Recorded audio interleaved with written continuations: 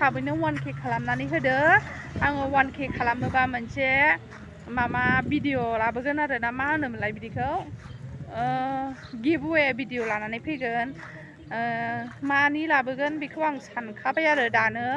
आङो मानि लाबोगोन माने गिफ्टखौसो आरो खिन्थु मा गिभवे मा लाबोगोन बेखौ आं दाबो सानाखै खिन्थु गिफ्टखौ मा होगोन बेखौ सानखाबाय आरोखि ना आङो सानदों मा रिसार्ज सोनानै हरनाय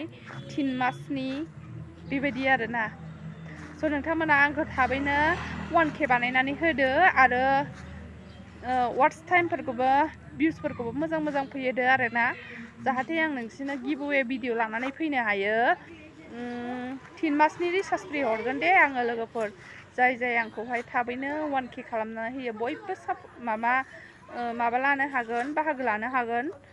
आंनि भिडिअआवहाय ओइ फार्स्ट प्राइज सेकेन्ड प्राइज खालामना होगोन आं नै दैसाया जोंना दैसा नों बिलाइ फैदों आबा आदु बिलाइ होदों हेल' गाइस खुलुमबाय गुड मर्निं दिनैनि सानसेनि भिडिअ माने सानसेनि ब्लग लानानै फैदों आं खुलुमबाय आंनि गोदान भिडिअ नोंथांमोनखौ फिन खनसेबाव बरायहरनाय थाबावबाय नैबे मन्जुलि ब्रह्म इउटुब चेनेलावहाय आसा खालामो नोंथांमोना बयबो मोजाङैनो दङ आंबो मोजाङैनो दङ मोजाङैबो थानांगौ आरोना आं दिनै बाजाराव थांनो नागिरदों दा बाजाराव थांगासिनो आरोना माइरं लाबोनांगौ आरो फैसाबो एसे बख'नानै माइरं लाबोनोसै आरो मा लाबोनाय जायो नोंथांमोनजों आं एसे शेयार खालामलांबाय थानोसै नोंथांमोना आंनि भिडिअखौ नायनाय जाय मोजां मोनो नायलांबाय थादो होमबालाय सल' एटिएमआव एसे फैसा बख'नोसै फैसा बख'नानै लानोसै फैसा दंना गैया दङ मोनबाय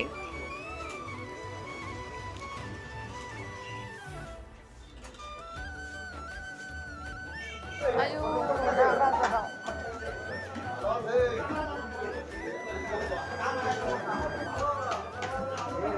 मुला dah kudo ida?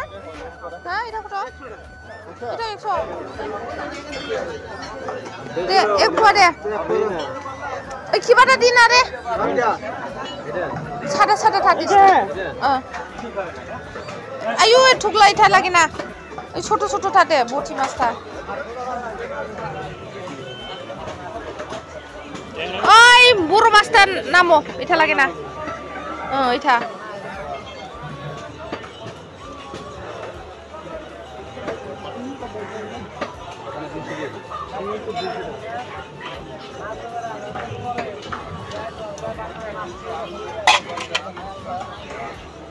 অল্প বেশি দে ব্রা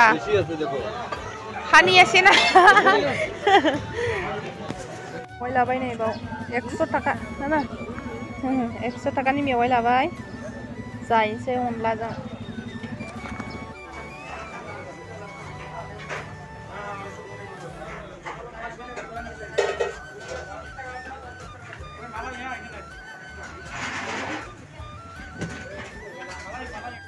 माइरं लाबाय नै पालकी 1150 26 केजि पतंजलिनि थांसै सफैबाय नै न'आवहाय नायानो बोरैबा जाजोब्बाय नै नाया अनलाजों संसै अनला मेवाइ ना फार्स्ट टाइम जागोन बोथोरनि मेवाइखौहाय माइरं जोसाजोंहाय ओमफ्राय अनलाखौ ओंख्रि संबा जाया नालाय जोंहा लक्ष्मिया ओंखायनो अमाखौ एवनोसै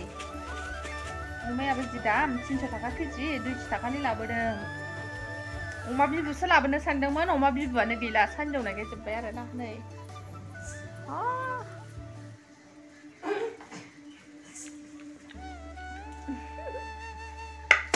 नोंथांमोना आंनि भिडिअखौ मोजां मोनबा नायलांबाय थादो होमबालाय आंजों लोगोसे नै माइरंआ 26 केजि दङ बेयो ओमफ्राय दामानो मामा 1150आनो 20 टाका खम 1150 43 सेरसेयावहाय रुनाय पालकी होनो आरोना बेखौ नङाबानो जोंहा जानो सुखुवा बेखौल' जायो खै बोसथा जाखोथाय जानाय आयौ आगोलनिफ्राय मैगं जानाय लाबोबाय आरो थाव गोथां नै पतंजलिनि राइस अइल बेखौ नङाबा जानो सुखुवा जोङो 210 टाका बेबो आरो नैबे मेवाइ 100 टाकानि लाबोबाय गोगोमखा लाबाखै नोंलाय ओमफ्राय नै अमा ना जानाया जालायसिगोन दिनै गोथावथार अनला ओंख्रिया दा मोनायाव खावसे दोन थाइदेर नाङामोन आया गुदुंथार नै अमा एवनाय अनला नै जानाया गन्थं गोमालायदों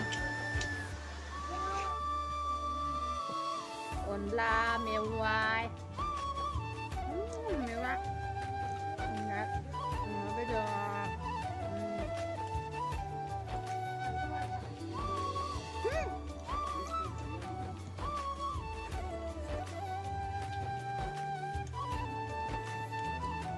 카메라 호르죠.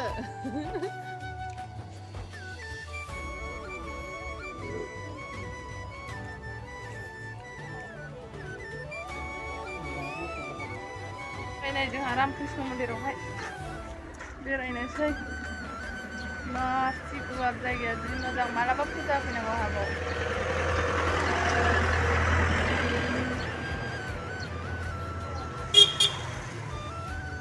दा हाबै दे ना बेदर जानानै दैसा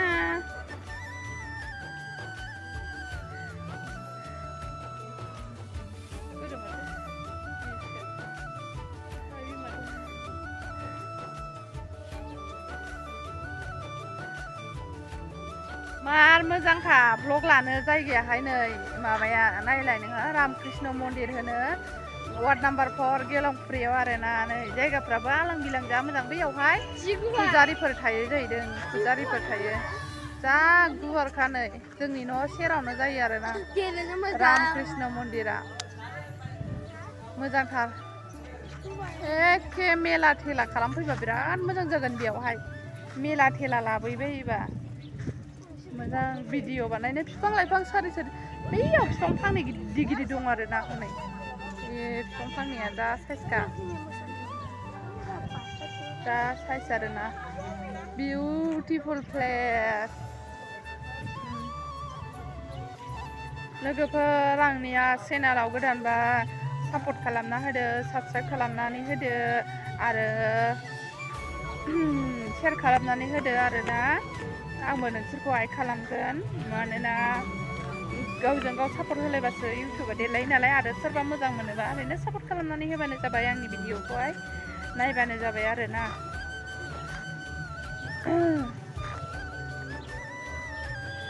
वाल जिं जिंबो बिफां लाइफां सारि सारि गायगासिनो हनै आङो दैलि भिडिअ लाबोबाय थानो नाजासिगोन वाट्स टाइमानो बारायथाराखै आंनिया वाट्स भिडिअखौनो रावबो नायनायानो जायाना जा एसे नायो बिदिनो एसे एसेल' आरो भिडिअफोरखौनो फुल वाच खालामा होनदां वाट्स टाइमानो गैथारा ओमफ्राय